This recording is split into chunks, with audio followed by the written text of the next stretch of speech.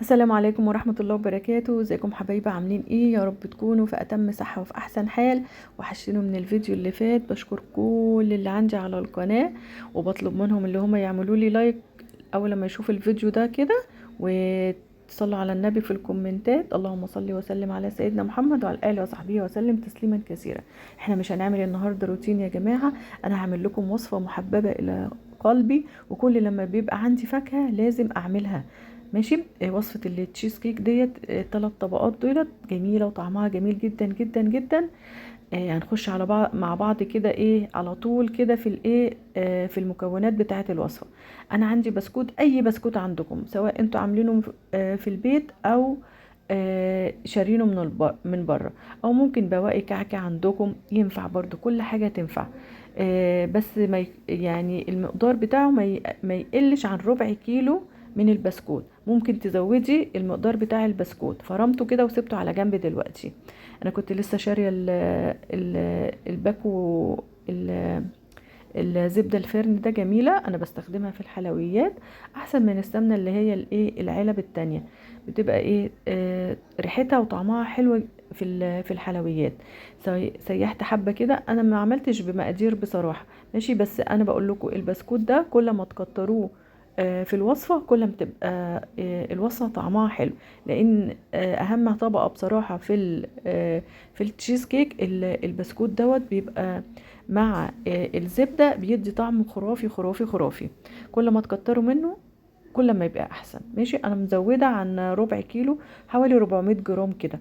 حطيت حوالي 3 معالق من الزبدة او 3 مكعبات من الزبدة، ودمجتهم مع بعض كويس كده لغاية اما بقى عامل بصوا مفرول زي الرمل كده زي ما انتوا شايفين.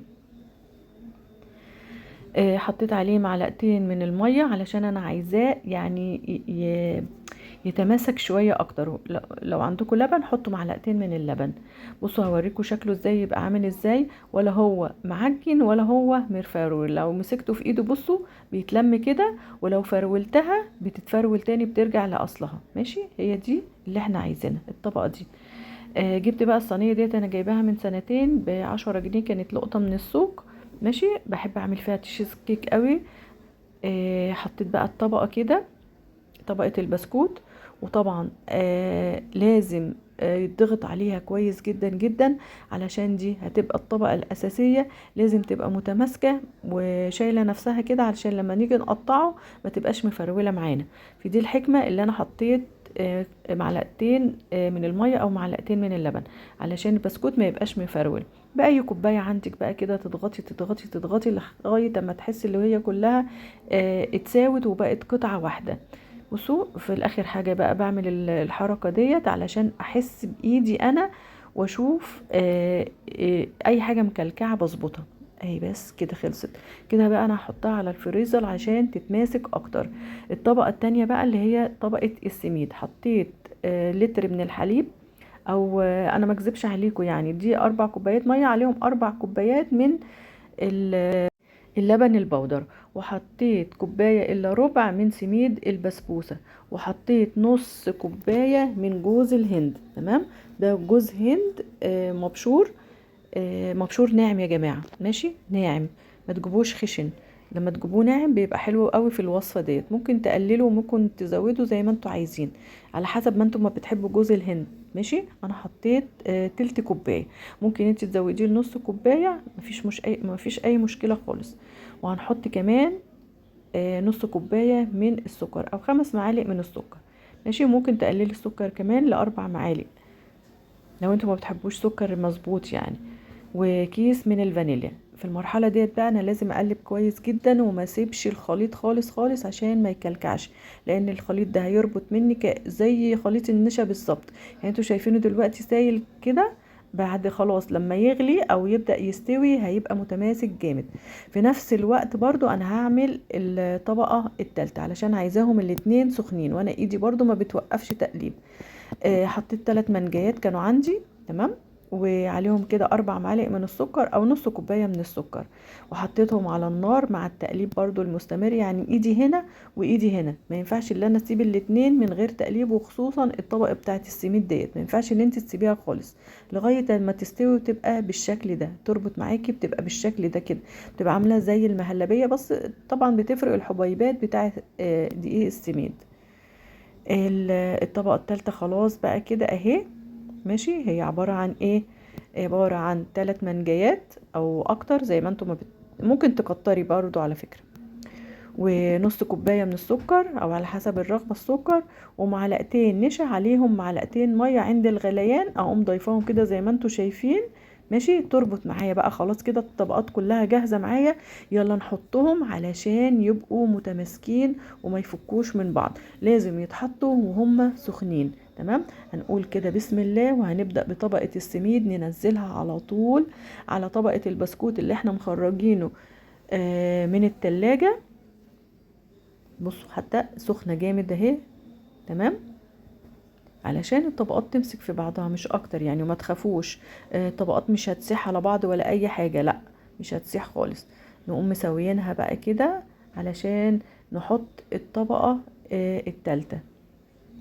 على فكرة ممكن انتوا كمان في طبقة السميد ديت تزودوا اي نوع جبنة كريمي، بتديها برضو طعم حلو. بس انا عاملاها لكم اقتصادية علشان تتشجعوا كده وتقوموا تعملوها.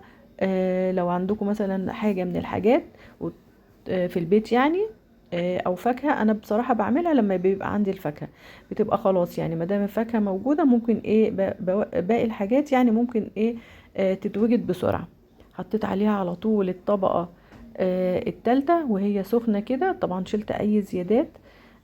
وما تخافوش، بصوا بتتفرد بكل سهولة وما بتختلطش ببعض ابدا ابدا ابدا، ما بتعجنش معاكم ولا الطبقات بتختلط على بعض. خلاص كده برضو كان عندي شوية من البسكوت فتتهم ويعني عشان عايزة اعمل اي شكل كده. انتوا لو سبتوها كده سادة مفيش اي مشكلة، الطبقات بتاعتها هتبقى جميلة. بس انا كان عندي فايض بصراحة يعني ايه كام بسكوتاية كده فتفتهم زي ما قلت لكم.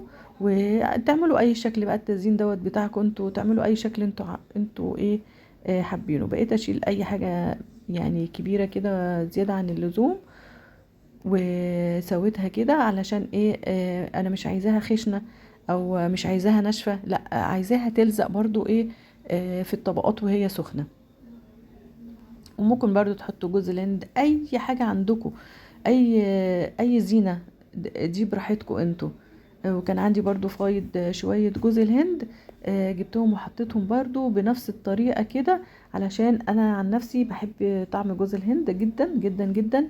فحب ممكن تحطوا مثلا طبقة واحدة او ممكن تحبوا طبقتين زي ما انا موجود، زي ما انا عملت كده يعني، بس لقيته موجود قمت حطيته. بفكركم بقى باللايك يا حبايبي للمرة التانية اهوت، بفكركم بالله عليكم.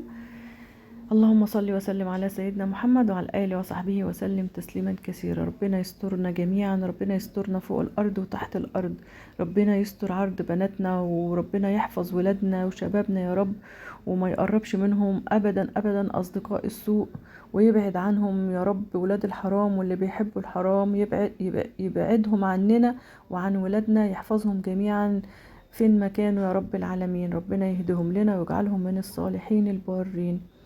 هاخد بقى الصينيه كده واحطها شويه في الفريزر او في التلاجة تجمد، طبعا بعد ما تكون بردت تجمد شويه. وعلى فكره الوصفه ديت بتقعد معاكم، ممكن تقعد معاكم شهر، بس تحطوها في الفريزر لما تيجوا تستخدموها تقطعوا منها عادي وتحطوها في الفريزر، بتبقى معاكم زي ما هي، لما بتفك وتبقى زي ما هي. بصوا الطبقات بقى عامله ازاي، طبقه البسكوت مش باينه لانها الحرف يعني داخله جوه الحرف شويه. بصوا عامله ازاي، جميله جميله جميله. وعلى فكره يعني هي بصوا ما بتاخدش وقت برضو وانتوا بتعملوها. تمام، ما يعني كل الحاجات اللي احنا حطيناها وعملناها دي ما بتاخدش وقت خالص. وجميله وحاجه بصراحه الولاد كلها واحنا كمان بنحبها بصراحه. وفي ايديكم بقى لو انتوا ما بتحبوش السكر، في ايديكم السكر دوت تقللوه او تزودوه.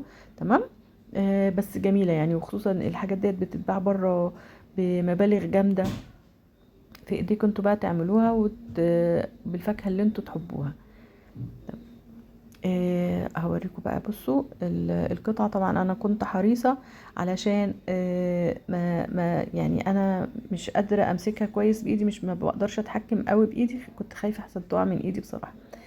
اهي بصوا، طعمها بقى خرافة، خصوصا كمان لما تكون ساقعة.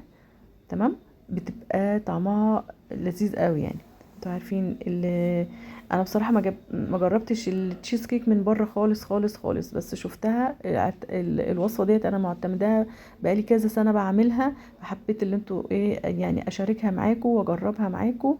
آه انا عملتها قبل كده في القناه برضو من حوالي سنتين.